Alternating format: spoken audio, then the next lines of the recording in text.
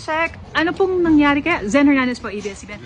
Can you tell us what happened lang po? Alam mo, before we deplaned, we had a meeting with the ICC. I requested that the former president be brought directly to a hospital because of his bad medical conditions.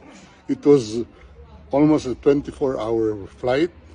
He just came from Hong Kong, not allowed to visit his home, not even allowed to see a doctor in a hospital before he could be transported here.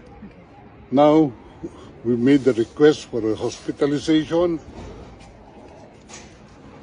and they gave the assurance that he will be brought to a hospital.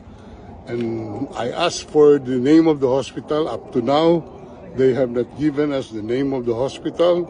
So we took the position that he could have been brought here directly, and we are told that there is no President Duterte inside the facility. We are at a loss at this time, and lokohan na to. I think this is part of their grand plan, no? To kidnap the president, to extract the president from the Philippines, and brought to a jet without known destination. I was even forced to join that plane without any valid visa